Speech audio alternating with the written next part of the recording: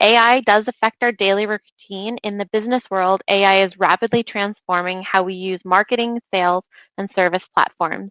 In this webinar, join Pam Didner, B2B tech marketing consultant, author, and speaker, to learn how to better understand how AI impacts marketing, sales, and service, connect the dots between AI and your role, see how AI is impacting the buyer's journey, and how Sugar is bringing AI to all for better performance and predictability. So I do want to take a moment to do a few introductions. Today you have two webinar hosts.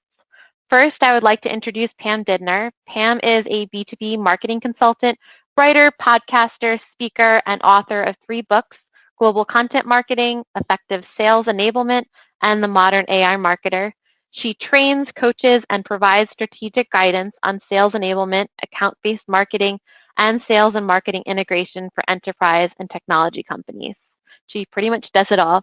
And I have had the opportunity to see Pam speak a few times at Content Marketing World Conference, so I can tell you in advance you are in for a real treat today. And I would also like to do a quick introduction for myself. My name is Sarah Friedlander Garcia, and I am the Director of Content and Creative at SugarCRM. So now I'm going to turn it over to Pam, and she will lead you through our webinar. All right, thank you so much, Sarah. Hey, welcome everybody. So happy to be here and to do this presentation with you. So let's have some fun. And it's going to be very casual, so no need to get very uptight, all right? Obviously, Sarah has done a quick intro about me, and I just want to do a quick additional information to share with you in terms of I do global content marketing, account-based marketing, sales enablement, and I do a lot of the kind of like group workshop and the webinar and keynote presentation as well. Mostly a lot of stuff I do tend to be making or driving alignments between sales and marketing. All right, there are 3 things I want to talk about today. I understand when we mention artificial intelligence or AI, people tend to get intimidated and they don't know what to expect. So I want to talk about the definition of AI, the sales and marketing, what are some of the applications out there that you need to be aware of, and also touch a little bit in terms of how you can apply AI in your company. So these are the 3 things. Number 1, let's talk about what is the definition of artificial intelligence. It's really, the machine is intelligent enough and to exhibit certain kind of intelligence that will enable decision-making capability, or they can predict the outcome if data is shared with them, or improve efficiency. So these are the 3 things I'm going to touch on when I talk about sales and the marketing applications. But when people mention artificial intelligence, there's a perception in your mind, right? Visually in your mind, you probably will be thinking about Terminator. You're thinking about R2-D2. You're thinking about data. You're thinking about Agent Smith.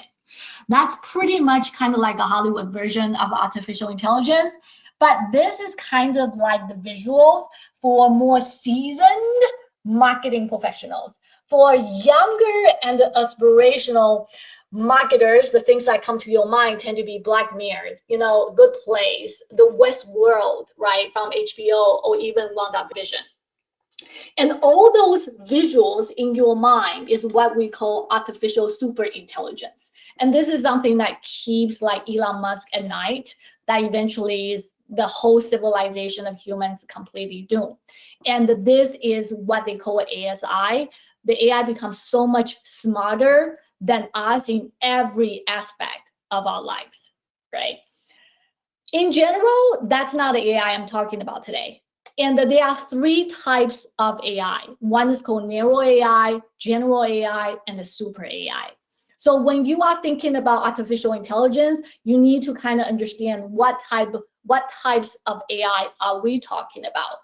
As of today, everything that you have seen, you touch, or that's working behind the scenes on your mobile phone is what called weak AI or narrow AI. It's artificial intelligence that can perform a task competently, right? And they can modify, they have a certain intelligence level, they can modify their behavior when situation changes. Siri, IBM Watson, Alexa, autonomous car, they all fit into that category. And of course, there's something called artificial general intelligence, or AGI. There are two more terms, human-like AI or strong AI. That really means perform any task as well as humans. So it's beyond the intelligence level, it's beyond the narrow AI, and they can understand the environment as human would. So if you put actually these three types of AI I talk about into a time frame, we are literally, I mean literally, in the very beginning of our journey, right? At this point, it's narrow AI and the weak AI, and there's a lot of companies are developing and using AI to actually try to enable and create a more intelligent being, can do multiple tasks. So if you look at from here, right, we are only here, and it's going to take a while. We don't know when. We don't. Nobody knows, right? It's going to take a while to get to where artificial general intelligence or strong AI is. But if we ever get to that stage, there's acceleration from here to the super intelligence. Does that make sense? So I want to make sure everybody understand when we talk about AI today is really the narrow AIs or the weak AI is AI can do a specific task competently. Then that really means machine learning, right? We are teaching machine to learn something and they become intelligent enough to do certain kinds of tasks, or they have enough data, they can predict what may happen. And the great and the perfect example of machine learning is you teach machine to recognize the differences between dogs and the muffins, right? Can you see a lot of similarity between these two? And for us, humans, we can literally look at it and we can identify which one is muffin and then which one is chihuahua. But for machine, you have to teach it. And the way to teach it is to feed them thousands and thousands and thousands of images from different angles, so eventually they can tell the difference. Does that make sense? So it's that deep learning, that machine learning, create an algorithm to teach the machine how to recognize different photos or react to different situation. So with that being said, in addition to three types of AI I want to share with you, you can also look at AI from another category, that is visible versus invisible, right? So AI can be a robot, right? You've seen that, and they are smart enough to actually make adjustment in a different situation or different role condition, right? This is visible. Or they can also be a smart devices that carry out specific function, artificial limb, for example, or they can be something invisible that's embedded into a software that you don't see, but it can manifest intelligence. Okay. For the sake of today's conversation, especially on the sales and marketing side, when people talking about artificial intelligence, it's really about the software that can manifest intelligence. Nobody out there, well, not I'm aware of, maybe you do, is building like a robot for salesperson or building a virtual assistant as a marketing manager. We are not there yet. So when people are talking about artificial intelligence, it's really the software embedded into the code that's embedded into a software that help you to do your jobs better. Does that make sense? So now I talk about there's two types of artificial intelligence, something you can see, something you cannot. I also explain where we are today. And the second thing I want to talk about, now you understand the definition, yay! So let's talk about the sales and marketing applications, right? What can AI do for us, especially on the marketing front? Well, AI can do a lot of stuff. AI can actually create content. I want to talk a little bit about that. AI can also create the demos and the training. AI can also deliver lead and the relationship management. You know what? The creative tend to be humans' final frontier, and I want to share an example with you in terms of what AI can also touch on that. Oh, God, is that, really? AI can do creative? Yes. All right, this is one thing I want to share with you. Before I talk about this a little bit, it's really let's write a paragraph. To do that, select a sentence between word count 30 to 300. After you highlighted the sentence, you'll be able to see a button called paragraph. One thing I want to share with you is this is called Writer, R-Y-T-E. Writer. And if you go to writer.com, it's really kind of like the AI content creation tool or natural language processing tool. And you can select the language. There are over 30 of them. You can also select the tone. Do you want to convince somebody? You want to educate somebody? You want to use a light tone? And you can choose the use case. There's probably 20 of them. Are you writing a blog? Are you creating, a social media post? Are you creating a white paper? Then you enter the keywords. Let's assume you enter the keyword tracking.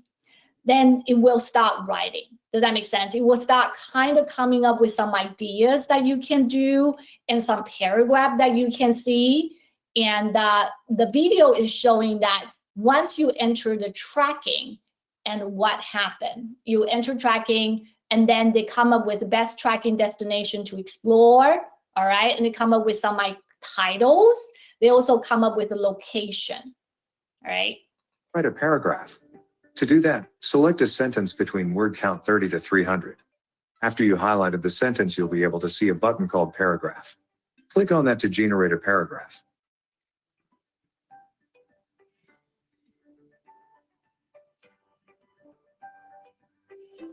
So it created a paragraph, but if you don't As you like can see, it generated a paragraph almost instantly. But let's say you don't like it. Don't worry, you can remove the text and do the same again. You'll get another AI-generated paragraph. You can do this over and over until you find a good paragraph. All right, so that's what I want to share with you in terms of there's a lot of AI-based writing tools out there that actually have a different kind of user interface, and some of them are very elaborate. You usually have to enter keywords. Once you enter keywords and you give them a specific criteria, they will come up with something actually for you to choose from. Does that make sense?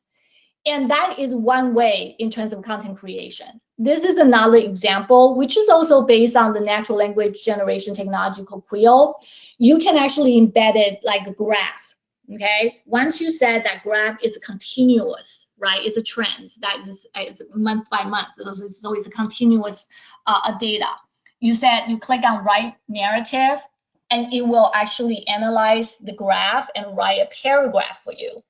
But if you don't like paragraph and you want to go by bullet point, and you can basically say bullet list, you click on that, it will create a bullet points for you. But you think like, oh my God, this it's too long. I don't like it. I want it to be shorter. Great, make it low, and that will create a much shorter paragraph. So this is something I want to share with you in terms of what content, writing the content, you obviously hire someone to do it. That doesn't mean that you're going to fire someone and use an AI-based tool. No, that's not the point. The point is maybe AI can initiate that first draft, right? And then your bloggers, your writer can take on that and modify it. Does that make sense? I'm not talking about job replacement here. It's basically a tool that make your writing or content creation a whole lot more efficient. Well, the next situation I want to share with you is, what if you need to create training demo? A lot of time when you create any kind of show and tell or training demo, you need subject matter experts to do that. However, your subject matter expert is super, super busy and you cannot get him or her to do it. Have you heard about synthetic characters made by artificial intelligence featuring real people? More than likely you haven't yet, since it just became possible. AI-generated video is a powerful way of communicating with customers in a personal, engaging, and cost-effective way. What's even crazier is that Our One has built a platform so you can start doing that today. Want to give it a go? I will be happy to assist. And yes, of course, I am a synthetic character as well. So that's another thing I want to share with you. In case you cannot get your subject matter expert and they are incredibly busy with their work, and you can clone it, right? And then you can use synthetic character to actually build your script and also your training material. Those are actually kind of like third-party platforms that is AI built into it that you can use. And the Washington Post actually did, they built their homegrown tool, And specifically for November 4th, every 4 years there is election, not just a presidential election, but down to a state and also county level. There's a lot of election. We elected mayors, senators, whatnot, right? And there are so many different elections results that needs to be reported out. They don't have enough resources or manpower to cover a lot of local election results. So Washington Post built a specific tool to actually create content. It's a content creation bot. Again, it's very similar to what you saw in terms of a writing tool, the writer.com. Editor needs to create some sort of narrative or some sort of keywords, right? And you understand that the different phrases actually tie with the different outcomes because it's election. So you either win or you lose, or one of the party won or they are tied. So there are 3 possible outcomes. So you identify the outcome, identify the key phrases. You connected the heliograph with trusted sources and also structured data. Then the heliograph will write based on the trusted sources and also the outcome and the key phrases that you identify, right? Then they will create a draft.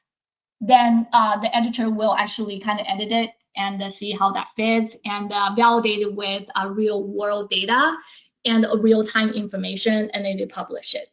And they start doing this in 2016, and they published about 850 articles in 2017. I don't have any recent data, but you get the gist of it, right?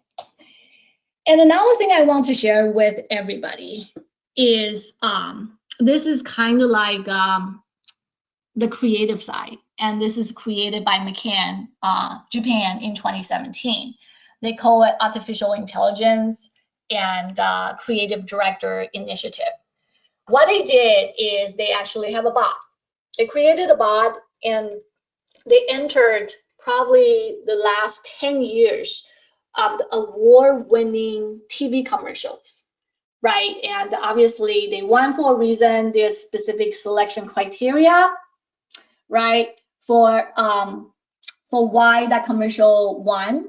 So they entered the award-winning TV commercials. They also entered the criteria, the selection criteria, okay? Once they enter that information, they build a bot. And what they did is they actually pitted their most heavyweighted or the most famous creative director against that bot on the creative concept development. So what they did is the bot and the human, all right, they are 2 teams. They are asked to create an ad to promote a chewing gum, right? And their brief is instant fresh breath that lasts for 10 minutes. So what I'm going to do is I want to show you 2 TV commercials. Well, the bot did not create the TV commercial, right? So, but created a concept, and the human took that concept and produced a TV commercial, right? So I don't know if you have seen this, but if you haven't, I'm going to ask you a question after I run the 2 TV commercials, and you are going to tell me which one, all right? Commercial 1, commercial 2 was created. The concept itself was developed by AI. Are you ready?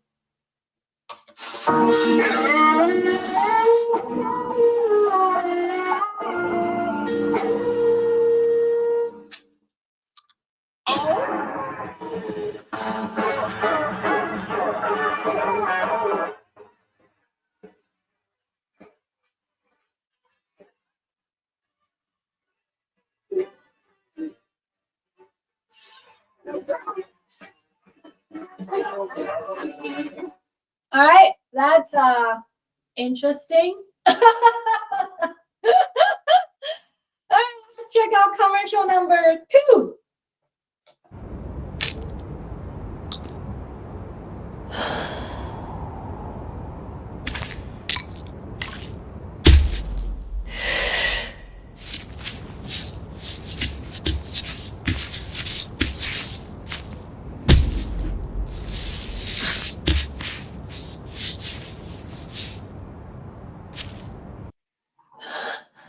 速攻口すっきり10分長続き、黒列、ミントタブ。All right, Sarah, I need you to do me a favor. Can you do a poll?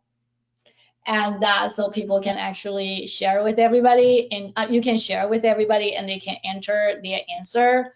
And the answer is, which concept was developed by AI? Is it commercial number 1 or commercial number 2? So Sarah, can you take over? Yep, I have the poll running. It's interesting. It's about 50-50 split right now. Really? These numbers are interesting. All right, everyone. The answer is commercial number 1. Commercial number 1 was actually the creative concept was developed by the bot, right? So if you got that wrong, no problem. I'm going to give you a second opportunity, right? So for these 2 commercials, they actually did a focus group testing. So they were like, you know what? Let's see. We're going to test with our target audience. We want to see which one actually resonated with them.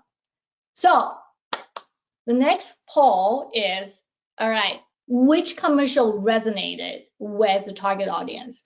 Is it the commercial number 1, which is the concept was developed by AI, or the commercial number 2, which is the creative concept was developed by human? Their, most famous creative director. All right, what is your answer? Now. So is people? It looks like it's leaning more towards the AI. Ooh, interesting. I don't know. It's changing by the minute. That's really interesting. And you know what? This is ending up being almost a split again. That's so funny. I'm going to go ahead and close this, and I'll share the results. Okay. Look at that. It's almost 50-50 Very again. close. Actually, leave that. So it's 52%, 48%. I'm going to show you guys the next slide. So our poll or our research, our testing, that's ourselves the focus group testing. We show 52 and 48, and this is their result. 54 and 46.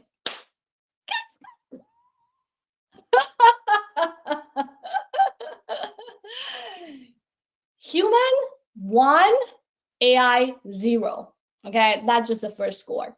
All right, I'm pretty sure there are more to come. But it's very interesting that we kind of did our own focus group testing, and our result is very similar to actually their actual result. And they did the voting. They did the vote. They did the vote in online, and they come up with 54 and 46. All right, so that is one thing I want to share with you in terms of AI is taking over the creative side of things. But again, I want to make sure everybody understand we are literally at the inception of leveraging and using artificial intelligence. But it's not replacing our jobs. There's not like one AI bot can do everything. Does that make sense? And even though they create or write a blog post or write something, it still requires a human to edit it, right? And they are just blindly taking stuff from multiple different places. And the whole paragraph or from the transition from paragraph to paragraph may not necessarily connected or it's coherently written. So it still requires your editing or your thought in terms of how things work. I want to make sure that's very clear. So that's on the creative side. The next things I want to share with you is lead management. Okay. What I want to show you is one of my favorite conversations that our AI sales assistant, Rachel Brooks, had with a prospect. I think it really showcases the power and intelligence of our technology. Here, Rachel follows up with Connie after stopping by our booth at Dreamforce in 2016. Rachel is smart enough to know where that lead came from and refers to it in her introduction, then asks if she would like more information. Rachel's sole purpose in life is to vet out the interest level of a prospect and set up a meeting with a sales rep. Rachel sends a follow-up email. You will notice that the email has changed. Each email that Rachel sends out will dynamically change from the subject, the body, and the question she asks. Marketers are going to love the fact that they don't have to create thousands of templates for the AI, nor are these plug-and-play templates. All right, So I am not affiliated with any of these vendors, by the way. I'm sharing their example so you can get a sense how things work. Does that, is that helpful? And I'm not affiliated with any one of them. I want to make sure that I got that out, and it's not like I'm promoting anybody specifically. For this, if you notice how the copy is written, and it's written automatically actually by AI, but look at how conversational this is. Does that make you question, like, a lot of email you receive right now, they are written possibly by machine? That's number one, I want to call it out. And they can, and this is like, this video was actually done in 2016, right? So obviously, the company is continuously adding new features and also optimize their machine algorithm. So it's getting smarter and smarter over a period of time. But at the same time, whoever is using this, you have to train them. Does that make sense? You have to train your AI, and so they know what you are looking for, and then they can provide a better and a more optimized customization that will tailor and fit your needs. So one thing I want to share with you is, a lot of time now I get email, and this is a personal thing. I will actually look at the email and I will try to dissect. I will never get an answer. I will try to dissect if that email is written by machine or not. But there is some sort of, a lot of time you can actually detect it. It's a kind of, there is still that template driven type of tone, if you will. So it's not 100% there yet, but it's getting closer and closer. Does that make sense? All right, so that's on the lead management side of things, and I want to share with you. The next topics is applying AI in your company. So I talk about two, right? Number one is the definition of AI. And it's very important that you understand the definition and also dissect the artificial intelligence into three types. Because once you understand that, you will not be intimidated by AI. You're like, oh, what is that? What can they do? Right? Then sharing the examples with you, and you can get a sense that way AI can do a lot of things, and depending on what kind of code you are written, and also how you train them. And they can even do a creative concept develop a creative concept as well, right? So how can you apply AI in your company? There are three ways from my perspective. Okay, number one is, if you actually have a huge budget, you can create a learning models internally, right? Kind of like the Washington Post. They develop their artificial intelligence content creation bot, right? They develop that internally. And a lot of time you don't have to develop bot, but you can develop a regression analysis. You can develop an AI-based predictive analytic model, right? And that, again, takes a lot of time and effort. You need to make sure your data is clean. You need to make sure that you build a model working with data analyst. And then you have to test your a model multiple times. And so that's one way of doing it. You basically do homegrown. Then there's another way, which is you purchase AI-based tool. I share with you writer.com, and there are many tools out there that's more natural language processing tools. Writer.com, surely, AI.com, they all kind of like help people creating content. You enter a brief, a short brief, you enter keywords, then the AI will start writing, right? So you can buy a specific tool. In general, it's a SaaS-based platform, so it's usually subscription-based, and it depends on the pricing. Number three is you can explore artificial intelligence features in your existing platforms. So these are the three ways, right? You can go home or go big, right? And do something on your own homegrown, or you can go more cost-effective type of approach. From my perspective, you can start small. Just test the water, right? And the best way to do that is start with your CRM and also marketing automation tools. Almost every single company, I mean almost, actually have either or both, right? You have a marketing automation tool and or the CRM. We'll start from there, right? So if you actually have a CRM, check with your vendors, and see if they actually have an AI built into it. If they do, have them explain to you what that is and how that works. So discuss the AI approach with vendors, understand the algorithms and what they do, and also their algorithms, the self-learning capability, have them do a show and tell to educate you, okay? So that's one way, and to actually get your vendors to educate you in terms of what the AI features and capabilities are in your existing platforms. Then the next things you have to ask yourself is, okay, what kind of problems or challenges do I want to solve? Okay, and it's different from company to company. And I'm just giving you a couple examples.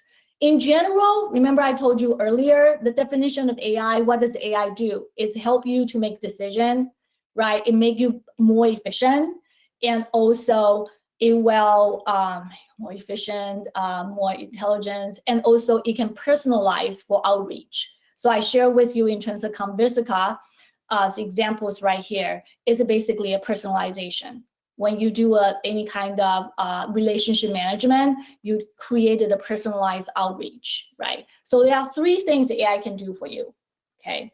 Number one is predictive analytics. Number two is basically personalization and segmentation. Number three is minimize repetitive tasks, which is automation. These are the three things. So when you are thinking about, all right, how can AI help me? How can my existing AI-based platforms can help me? The thing is, you have to understand, you have to ask yourself specific type of questions. What questions or what challenges are you addressing, right? So let me give you a couple examples. On the marketing automation tool, in general, when we are using marketing automation tool, that's assume we send out email. The holy grail of any kind of marketing tend to be personalization or segmentation. So can you use AI to help you on that? Can you populate the list and drive campaigns based on the buyer's interest and interest? If you actually understand your prospect, your buyers, can the AI do analysis and then create a customized campaign or the email outreach for you? And another one is, can you prioritize the activities, not just by the content, but also based on the time spent or the action they take on your website? So you do a little bit more deep dive before you can use your typical dashboards and look at Google Analytics and look at your web traffic, but can you do a deep dive and correlate different kind of information to determine and prioritize what kind of activities that you can serve your prospect, right? Number three, send more qualified prospect to sales based on the predictive lead scoring models. That's assume you actually have a lead scoring models. And the lead scoring model is a lead scoring model. You score 75, okay, that's considered MQL. If you score 98, you are considered something else, SQL. But is it possible, in addition to actually have a lead scoring model, there's additional information or analysis that you can do to analyze the different content your prospect consume and then determine which one is actually more qualified, and you send that lead to your sales team.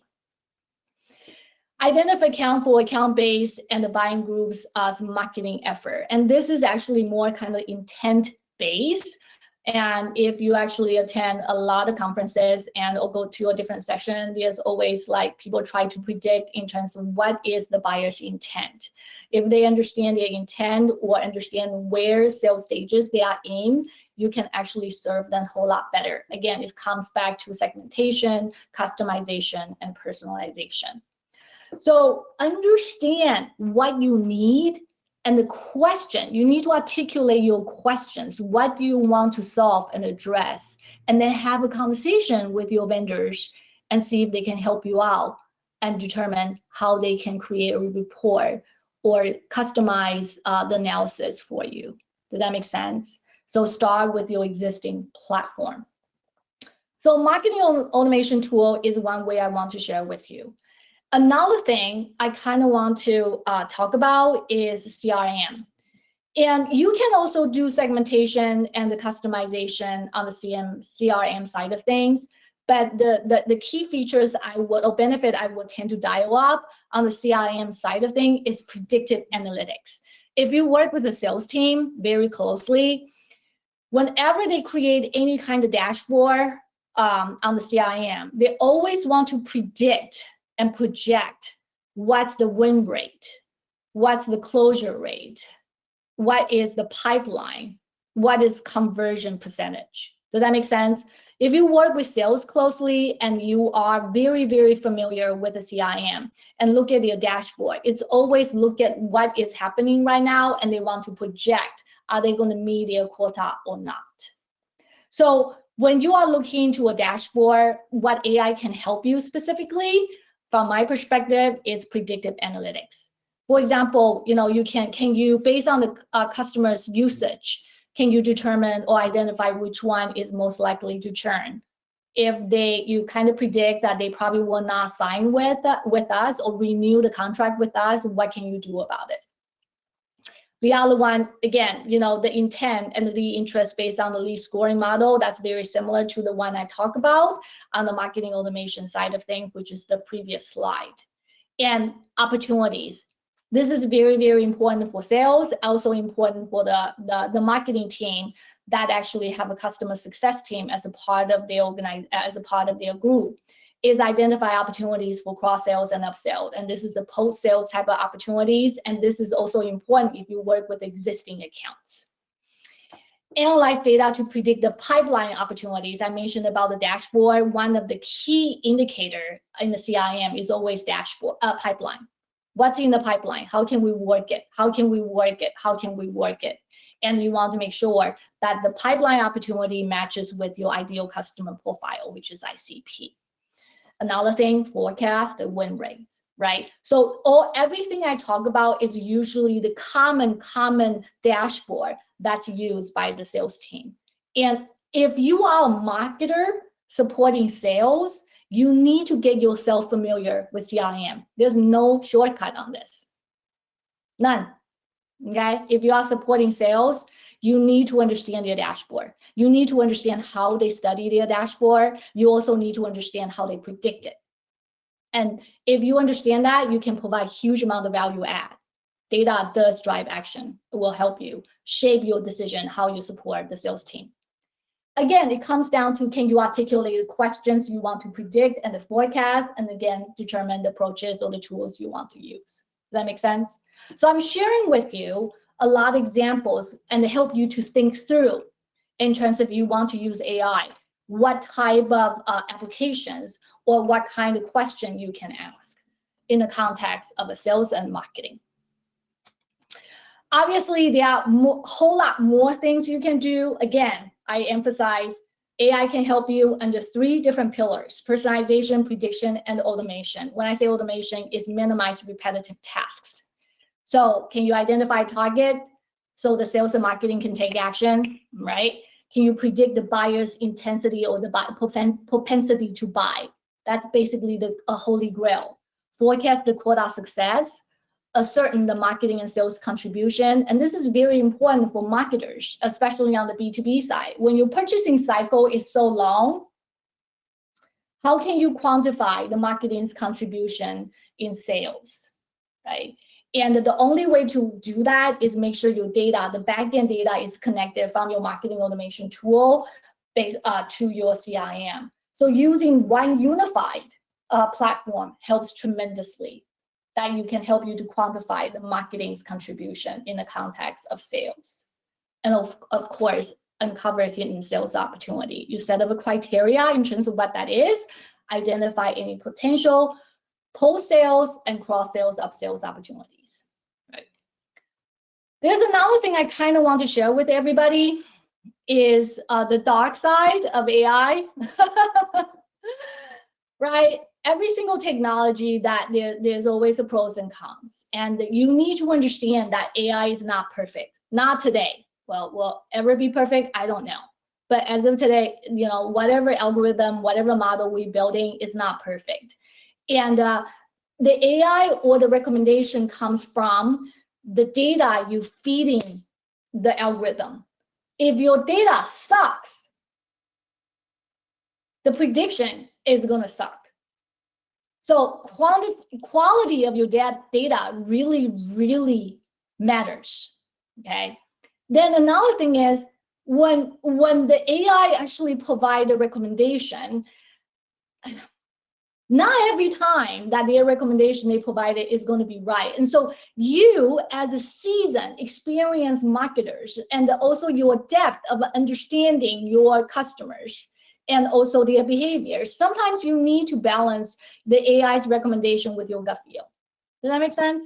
So this is another thing that I'm not going to tell you when you're going to make that decision. It's very situational, but you have to sometimes trust your gut. Right? So trying to find that balance between the recommendation from the machine with your gut feel. It's an art and science. And a lot of time you have to run the models multiple times with the different data sets, right? And they might have a different results. And again, this come back to understand your data sources. And another thing is the algorithm is learning as rapidly as they can, just like us. We are all learning together, right? So try to understand in terms of some of the AI, and especially the quality of data does matter. If you want to do a homegrown tool, this part of it is especially critical. Another thing I kind of want to say is AI is not fed and it's here to stay. I'm not saying it. Jennifer Lopez is saying it. God damn it, we have to trust her.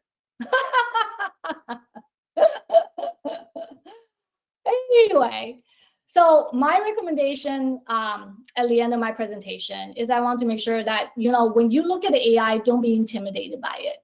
And there are 3 ways, like I said, that you can implement it. One is you do your homegrown thing, or you purchase a certain kind of platform, or you leverage your existing platform. Does that make sense? If you do use your existing platform, the best way to start is using AI-based CRM and the marketing automation tool. All right, so that is my presentation.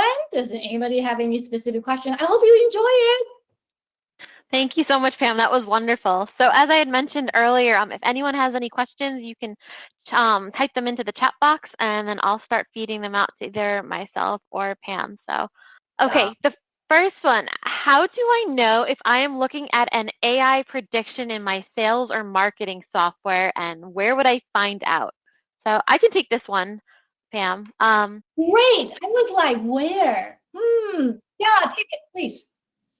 So if you are a Sugar Sell or Serve user, we have branded our AI-based prediction fields as Sugar Predict. For Sugar Market, which is our marketing automation platform, you would see AI predictions in the leads and contacts view under interest prediction. And every other tool would probably have it somewhere else. This is where we have it in our Sugar solutions. So are you saying, Sarah, that if a lead is recommended, and say let's assume a tool can identify a more qualified lead, and somehow along the lead names or lead contact, it will say that this is Sugar Predict? So Sugar Predict is our solution add-on that talks and handles the AI-based predictions. That's what we call that. And within our marketing automation platform, we do have AI predictions for both leads and contacts.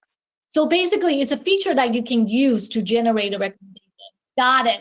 So it's not like that contact, and you can actually identify that contact and say, oh, that's generated by Sugar Predict. No, it's not like that. It's basically you can use that tool and then create a lead list, for example, and that's it's a feature that you can use, or a platform that you can use. Got it. Exactly. And if anybody wants any more information that's attending this webinar on any of our Sugar Predict or any other Sugar solutions that we sell, you can always reach out to your account rep or just email me directly. You have my email address from the beginning of the slides that we'll send out. Yeah, if you have any question, I would definitely talk to Sarah. Bury her, Okay. please. Just bury her. Sorry. Love it. I love it. Next question I have, where can AI have the most impact? Pam, I think this is a good one for you. Yeah, I think it depends. It really depends, and I want to address that probably at the consumer level and also at the business, kind of like B2C and B2B. You know, if you look at your phone, right, and it's talking about AI as invisible technology. If you ever use Waze, that's algorithm at work, right? And if you are driving, and now we don't drive to work anymore, but if we do drive to work, right, you use Waze, and the Waze will find the most efficient route that would get you from destination A, destination B, right? And if you have Alexa or Google Home, and which is voice recognition, they already provide a huge impact for you. And we actually, it's very sad. We are very pathetic. We have Google Home. We also have Alexa in our household. The reason we have that is I'm very curious about voice recognition. So I kind of want to see how they learn. And, probably they are listening to my conversation with my husband all the time. I don't know.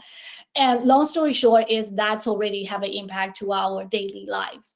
And if you go to Amazon, you go to Spotify, right? And they kind of really pay attention to what you buy and also what kind of music you listen, and they may make a recommendation to you in terms of what you should do next. Machines are telling us what to do. So on the consumer application is really, you don't even know it. It kind of embedded as a part of our lives. On the B2B side, which is a business application, it started to making that same impact. Right, so I share with you multiple different examples today in the second topic of my presentation, and different examples. And then I think moving forward, especially next 4 or 5 years, you will see more and more algorithm and also machine learning capability being built into multiple different SaaS-based platforms. So I think that the impact into our lives and also our business applications moving forward is immense. It's everywhere, really. Oh, that's great. And I'll also add, just from both like a consumer as well as a business side, AI also has the most impact because it saves us our most precious resource, which is time.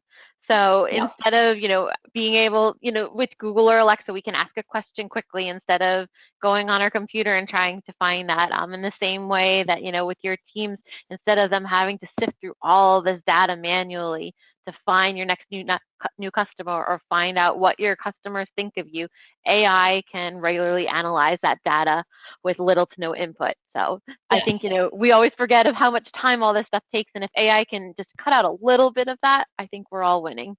And another thing is also our behaviors, how our behavior has changed for longest time, right? It's all text driven. It doesn't matter if it's Google search or, things, the invention of a PC in 1980s until now, everything we do is very text based.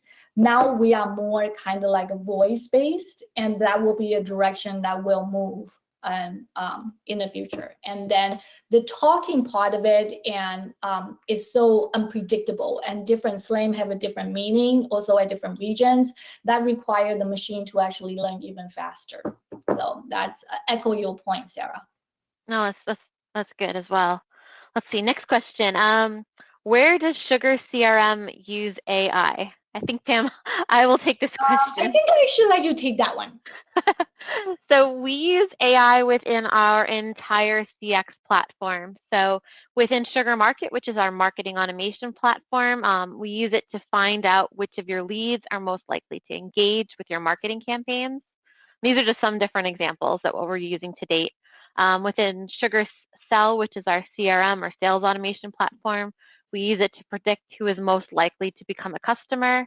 And Sugar Serve, which is our customer service platform, we use it to know your customer's outlook and attitude towards you. So this is just a couple different places, but that Sugar Predict tool that I had mentioned earlier is used throughout our entire CX platform. Got it. So it's basically on the marketing automation side as long as a CRM. Is that true? Exactly. Cool. Okay. Good. And this is, I think, our last question, since we are kind of running out of time. I'll take this last one. How can we use a lead scoring model to help us predict intent with AI? Sarah, do you want to take that one? And sure. And then I have my point of view about that as well. Go ahead. Sure. I can speak from the Sugar side of things, and I think, Pam, you can then speak to it more generally about AI. So if you are a Sugar Market user, you can leverage predictive lead scoring without making any changes in the system. And then you would just go into the leads and contacts view. and you would notice that there's an interest prediction column with values ranging from very high to very low. And Sugar Predict then is able to analyze your lead and contact activities and predicts how likely they are to engage and convert to marketing qualified leads. So that's how we do that at Sugar. Yeah, so I do actually have one point of view I want to share with everybody. It's the lead scoring part of it, and I understand many companies, especially if you want to scale and qualify your leads, it's nice to actually create some sort of a score or the measurement tools to actually see and then segment your lead to determine which one that you want to send it to the sales organization. The thing what I have noticed is on the lead scoring part of it, you really need to pay attention to your selection criteria for a different segment. And a lot of them will use based on what kind of content they create and to quantify and the score each lead. From my perspective, that's one way of doing it. Is one way of kind of like filtering like some of the leads that's indeed not necessarily qualified that can pass to a next stage. The other way to actually do not necessarily a lead scoring is basically you make your MQL definition very, very clear. For example, the MQL is only counted when somebody fill out a contact form, or is only counted when somebody dialed the 1-800 number. Does that make sense? And so there are two different kind of layers in terms of lead scoring. And you have to think through what are criteria that you're going to use as a part of your lead scoring. That will also help your the AI to learn faster. Oh, that's really helpful. Awesome. Well, that reaches the end of our Q&A session right now. So without further ado, I'd like to thank you, Pam. Thank you so much for joining us today. This was a fantastic session. As I had mentioned in the beginning, we'll be sending out the slide deck, the video recording and everything within the next day or so. And thank you very much, everyone, and have a good rest of your day. Thank you so much for coming to the session and the webinar and spend 1 hour with us. Take care. Bye-bye.